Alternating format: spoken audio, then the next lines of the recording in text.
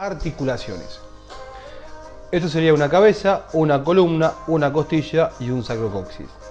¿Por qué este esquema? Porque las articulaciones de la columna las podemos dividir en la articulación de la nuca, es decir, entre el occipital y el atlas. Después, la articulación de los cuerpos vertebrales entre sí. La articulación del sacro con la quinta vértebra lumbar o sacrolumbar. La articulación sacrocoxigia y a este nivel la articulación con las costillas. Bien, vamos a ver que los cuerpos vertebrales entre sí se articulan por medio de una anfiartrosis. Las anfiartrosis son articulaciones medianamente móviles, donde como características tenían un ligamento interóseo y nada más que eso. En este caso el ligamento interóseo presenta una especialización que es el disco intervertebral. Este disco intervertebral tiene una parte periférica fibrosa y una parte central que se denomina núcleo pulposo o centro gelatinoso del disco vertebral, que no está en la parte geométrica central, sino un poco más por detrás. Los discos vertebrales vamos a ver que van disminuyendo de tamaño hasta la quinta vértebra torácica, disminuyendo de espesor, y luego van aumentando de espesor después de la quinta. Es decir, que el disco de la quinta vértebra torácica, entre la quinta y la sexta, es el más finito. Después se va engrosando. ¿Se entendió eso? Se entendió. Por delante los cuerpos vertebrales se encuentran unidos por un ligamento vertebral común anterior, que va desde la apófisis basilar del occipital hasta la segunda vértebra sacra. Ahí termina. Está dividido en tres cintas, una media y dos laterales, salvo a nivel lumbar donde hay solo una cintilla. ¿Sí? Es una única lámina. Acá se ve los ligamentos intertransversarios, entre las apófisis transversas. Por detrás tenemos el ligamento vertebral común posterior, que este sí, vamos de vuelta, que este sí llega hasta el coxis. Va desde el occipital por toda la columna hasta el coxis. Estos son los cuerpos vertebrales y acá está cortado a nivel de los pedículos. Acá vendría el pedículo así, acá saldría la apófisis transversa, acá vendría la lámina. ¿Estamos? Bien. Acá vemos una vista lateral de la columna, ligamento vertebral común anterior y los ligamentos intertransversarios. Por dentro de las láminas, que no se ve acá, tenemos el ligamento amarillo. Esto es una vista posterior, apófisis espinosa, apófisis transversa y entre las láminas y entre las transversas el intertransversario. Bien, anfiartrosis. La articulación sacrolumbar entre la quinta lumbar y la primera sacra es una anfiartrosis también. Y la sacrocoxigia es otra anfiartrosis. Entonces, articulaciones de la columna, los cuerpos vertebrales entre sí son todas anfiartrosis. Respecto de las articulaciones con las costillas, que se ve solamente a nivel de las vértebras torácicas, obviamente, vamos a ver que la costilla presenta su cabeza, que articula con el cuerpo, y su tubérculo posterior interno, que articula con la apófisis transversa de las vértebras torácicas. Esta es la articulación costovertebral de la cabeza con el cuerpo, y esta es la costotransversaria, del tubérculo con la apófisis transversa. Estas articulaciones son artrodia para la costovertebral y trocoide para la costotransversaria. Son dos articulaciones móviles, son diartrosis. Y dentro de las diartrosis, esta es artrodia porque es plana y esta es trocoide porque son segmentos de cilindro. Bien, vamos a ver de vuelta un poquito cómo dividíamos las articulaciones de la columna.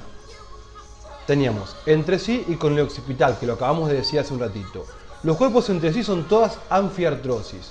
Acá lo vemos, este es el disco intervertebral, ligamento vertebral común anterior, ligamento vertebral común posterior. El disco puede protruir hacia atrás y formar lo que se denomina hernia de disco. Cuando hablamos de una hernia de disco, es el núcleo pulposo o gelatinoso del disco que se va hacia atrás o hacia atrás y hacia afuera, abre las fibras del ligamento vertebral común posterior y protruye, se insinúa, avanza hacia el conducto medular o raquídeo y puede comprimir la médula o una raíz de un nervio.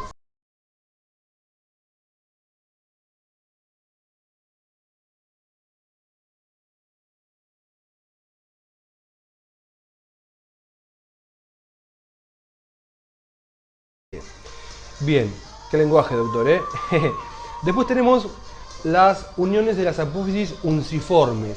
Las apófisis unciformes eran esas apófisis semilunares que estaban solamente en las vértebras cervicales, solamente en los cuerpos de las vértebras cervicales. Y son todas artrodias. Después tenemos las apófisis articulares entre sí, que están en los pedículos. A nivel cervical y torácico son artrodias. A nivel lumbar son trocoides. Después tenemos la articulación atroida odontoidea entre el arco anterior del atlas, cerrado por el ligamento transverso, que como dijimos en el primer y segundo video, tenía la porción articular anterior, y ahí se ensarta la apófisis odontoides, la apófisis odontoides. Esta articulación es una trocoide, o trocoides, con S, es igual. Acá vemos cómo la apófisis odontoides se engarza en el arco, por detrás del arco anterior del atlas. Este es el occipital. Fíjense, ahí atrás tenemos lo que se denomina ligamento cruciforme. Esta es la apófisis, este es el cuerpo del axis, ahí estaría la apófisis odontoides, y esto es atlas, masas laterales del atlas, esto es occipital. Occipital, primera vértebra cervical o atlas, cortado a nivel del arco posterior, y esta es el axis cortado a nivel de las láminas. Entonces tenemos acá el ligamento transverso, que iba de masa lateral a masa lateral del atlas y dividía el espacio entre los dos arcos en una parte anterior articular que correspondía a la apófisis odontoides y una parte posterior medular. Acá estaría la parte posterior medular, y de este ligamento transverso para adelante tenemos la parte articular. El ligamento cruciforme se forma entonces por la unión del ligamento transverso, que es el que acabamos de mencionar, con dos ligamentos. Uno que viene del occipital, que es el ligamento occipito transverso, y otro que va desde el ligamento transverso a la cara posterior del cuerpo del axis, que es el ligamento transverso axoideo. Ligamento transverso axoideo, ligamento cruciforme. Cuando nosotros miramos la articulación de la nuca, que es una articulación bicondilia, siempre decimos que hay 6 planos ligamentarios y se preguntan cuáles son los 6 planos ligamentarios de la articulación de la nuca. Esto es una vista lateral, esto es occipital, apófisis basilar, esto es atlas, masa lateral, arco posterior y arco anterior, apófisis odontoides, cuerpo del axis, lámina y apófisis espinosa del axis. Entonces, occipital, atlas y axis, con la apófisis odontoides.